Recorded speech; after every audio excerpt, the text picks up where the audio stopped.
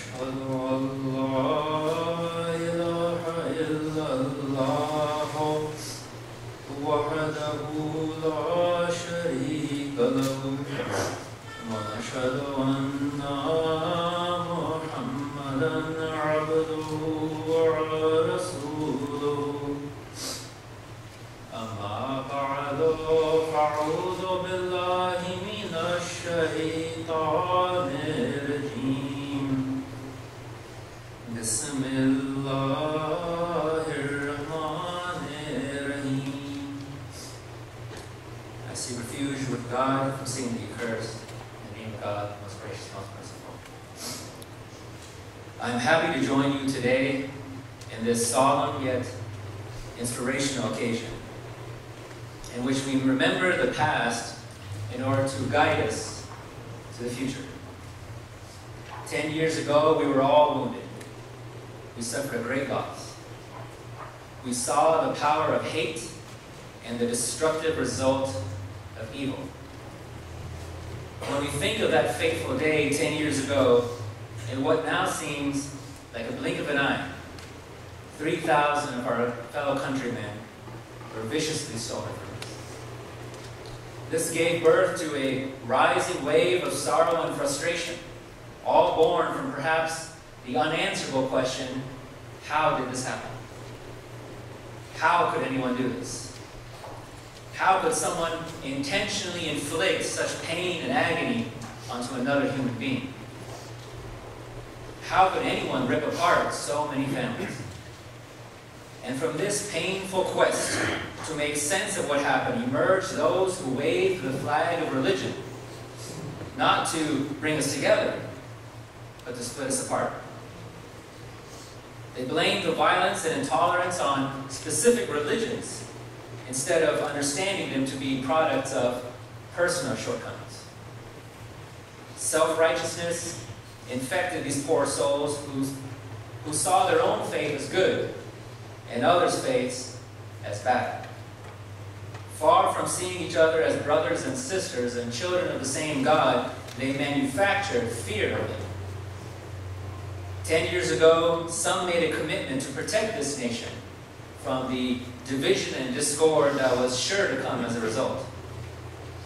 In addition to these increased interfaith activities by individual congregations, new groups were even formed all over the nation as a response to 9/11. For example, here in Portland, the Interfaith Council of Greater Portland, or the Institute for Christian Muslim Understanding, all created as a result of 9/11. The goal was simple: create awareness and protect this nation from the depths of intolerance and misunderstanding. But 10 years later, we are still crippled by the manacles of discord and the chains of mistrust. We are being seared in the flames of withering hatred.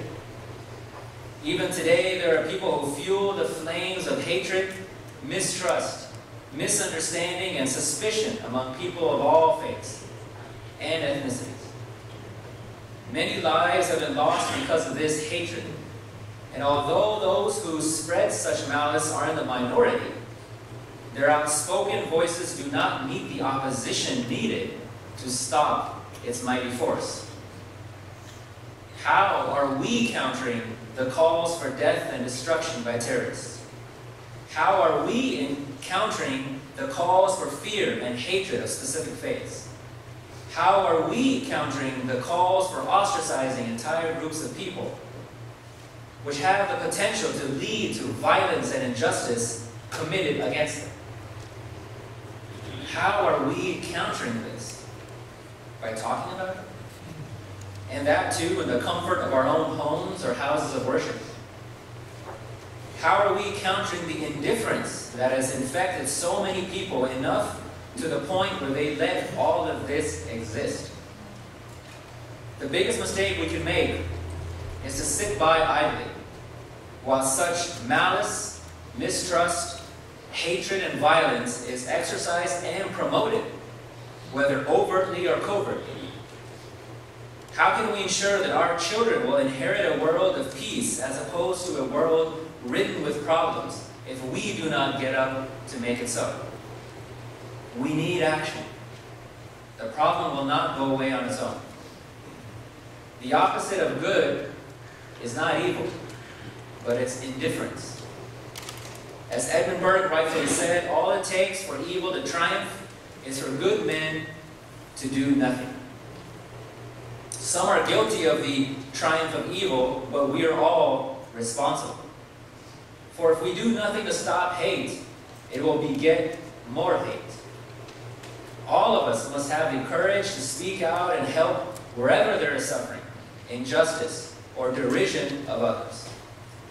This is why the late Martin Luther King Jr. once said, "We will have to repent in this generation, not merely for the hateful words and actions of the bad people, but for the appalling silence of the good people." Let us make a commitment to ourselves that we shall fear no evil.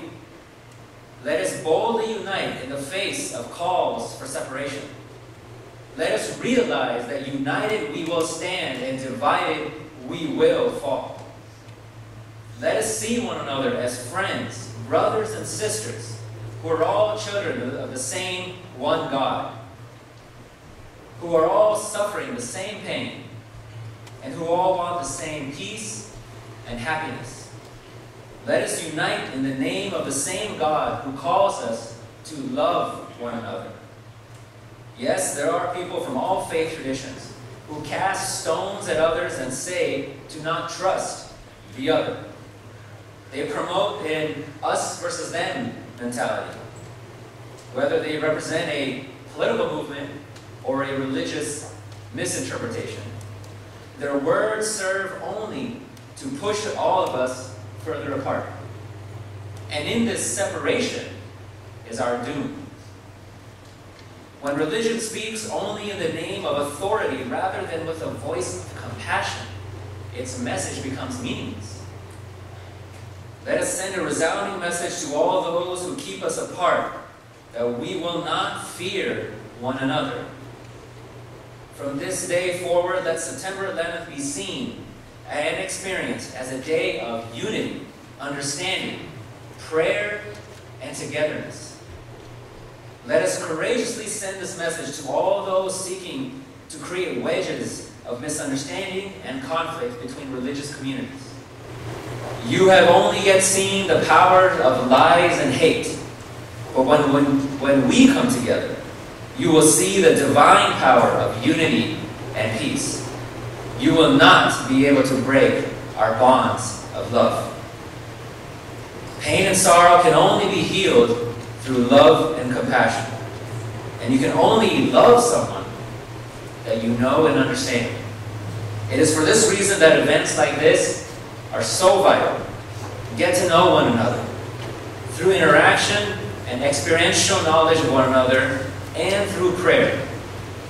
Let us make this world truly a better place to live. Thank you, and God bless.